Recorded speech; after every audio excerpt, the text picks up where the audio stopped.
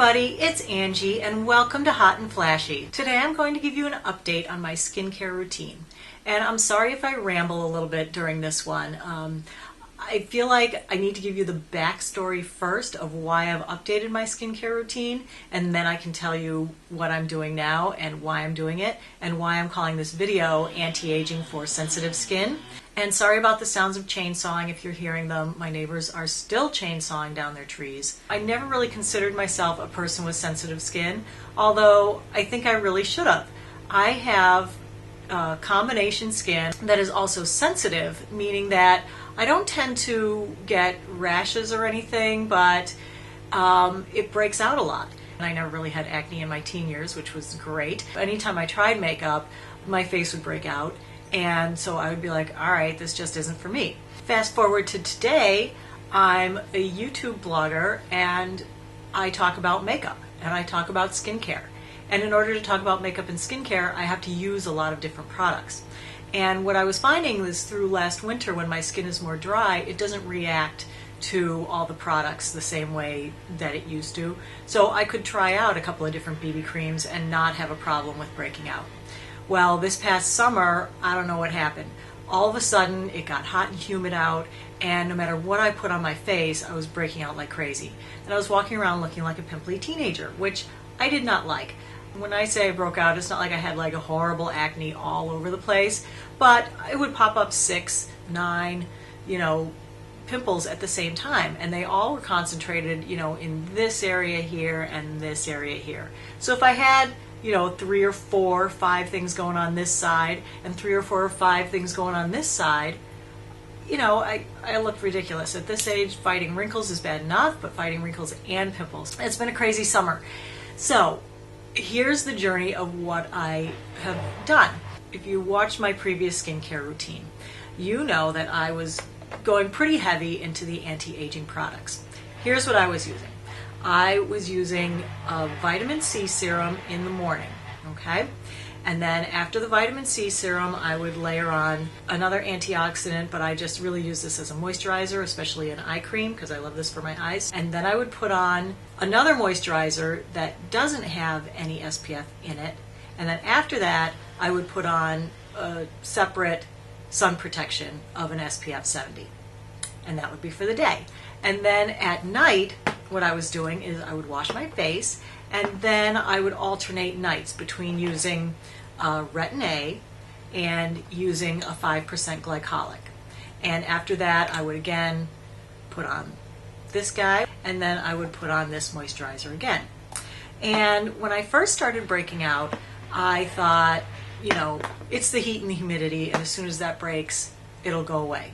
Well, the heat and the humidity broke, and it didn't go away. Then I was reading on a blog that someone felt like it was the silicones in products that were causing their sudden breakouts combined with the heat and the humidity. So where whatever they were doing before with all the silicones in products, it didn't affect their skin, much like mine. And they thought it was the silicones, so they cut back on products with silicones. So I tried doing that. Well, let me tell you, it is hard to find products that don't have any silicones in them whatsoever.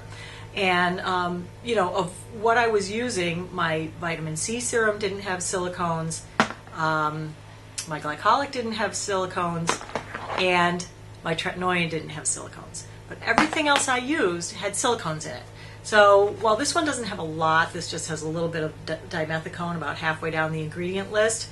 This is like cyclopentasiloxane, followed by dimethicone, followed by, trimethicone. So this is like a silicone cocktail, which, there's nothing wrong with silicones. They actually make the products really nice. They're what makes it dry down to a nice, smooth, even finish. It's what most of your primers are made out of. So silicone is not bad by itself, but I thought it was causing my breakouts. So I started looking for products that didn't have silicones in it. So I did find products that were silicone free, and I started using them. And guess what? My face kept breaking out. I was like, oh, what the heck? Then, right in the middle of that, I ran out of my vitamin C serum. And I hadn't reordered because I was on vacation. So I waited until I got back to reorder. So anyway, I was not using my vitamin C serum for about, I want to say 2 or 3 weeks. And in that time, my skin started to clear up. And so I was like, wait a minute, what's going on here? I never would have guessed that it was one of my anti-aging products or a combination of my anti-aging products that were causing my skin to break out. Well, as it turns out, if you have sensitive or even normal skin, this can happen. If you're using too many anti-aging products, it can cause your skin to react. Now, a normal reaction is that, you'll have redness, you'll have pain, you'll have excessive exfoliating, flaking. So now I'm starting to think maybe it was not the silicones, maybe in fact it was just too many anti-aging products. So I've gone back to my normal skincare routine, except I've left out the vitamin C. And you guys have noticed in my last couple of videos that you think my skin actually looks better. And I'll tell you now, what I did was, aside from dropping the vitamin C, since I was feeling like, oh my gosh, I wasn't doing enough, so I decided that I would start using this every single night. And then where do I fit in my glycolic? Because you can't mix glycolic acid with retin-a. You can't apply them at the same time because this is such an unstable molecule that this breaks it down and makes it ineffective. Every night after I wash my face, I wait the 15 minutes for my face to completely dry, as they recommend, and then I put on my retin-a. And this is a 0.05% cream. And then immediately after I put that on, I put on this, which is Olay Regenerist Micro-Sculpting Serum, the fragrance-free. Then I top that with my CeraVe PM. So you'll notice these both contain silicones, and I've added the silicones back into my skincare routine, and my face is fine. It's not breaking out like crazy anymore. So okay, so that's my evening routine. So then in the morning, since I wasn't using my vitamin C in the morning, I thought, well, why don't I start using the glycolic acid every morning? So basically what this does is it dissolves the glue that holds the dead skin on the surface. In the morning, I wash my face, then I put on just one pump of this, not a lot, and it's only 5%. Then, of course, this again, and then instead of doing a moisturizer and then a sunscreen, I'm just doing the CeraVe with the sunscreen in it of SPF 30. And then if I am going out in the sun for any extended period of time, I'll put on a heavier sunblock with like an SPF of 70 or 55 or something. Hopefully you know this, but I'm going to tell you anyway, that using a product like retin-a, you need to build up to every night, okay? But that's your goal. And that's why I'm using the 0.05, because this is a lower concentration. But it's taken me months. I started using the retin-a 6 or 9 months ago. Now I'm just bumping up to every night. And every night with this, I don't seem to be having a problem. When I add in the glycolic every day, I have had a lot more peeling and sloughing skin. So some days my skin just seems so peely that it makes it hard to put on makeup because, you end up with all these skin fluffers. And then what I do is if I have too many skin flakes hanging off, then I'll skip a day on this and just do moisturizer. And that seems to bring everything back to fine and normal. I felt like I was ripping myself off by not putting on some kind of an anti-aging serum in the morning. And this is the problem. I think that in our culture, less is not more. More is more. We all want to do more. We want to do 100% of the maximum of what we can do, and unfortunately, your skin can't always take it.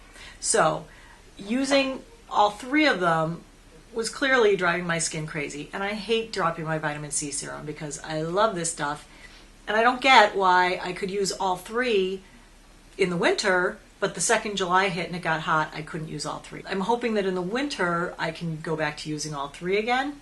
And I guess the moral of the story is that skin is a living, breathing organ, and it's not always the same. So you have to listen to your skin. So I guess if it starts doing something like turning bright red or stinging or popping out a bunch of zits, that you really have to start listening to it and change your skincare routine. So anyway, that is a long-winded story about what I went through this summer and what I'm doing now.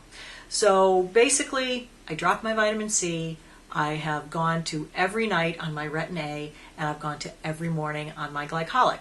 But I actually am happy with the results of this. I feel like the bumping up with the glycolic has helped. I think it's helped to, get a lot of the dead skin cells off there. I feel like even when I don't have makeup on, my skin is a little more glowy. I just keep needing to wear makeup because being older, my skin takes so long to heal, so where I have had the pimples over the summer, I still have the brown spots all over the place. So I'm not at the stage yet where I am feeling confident to walk around without makeup like I used to be 4 months ago. But hopefully I'll get there, and I'll get there pretty soon. So as always, thanks for watching, and take care, everybody. Have a great day. Bye-bye.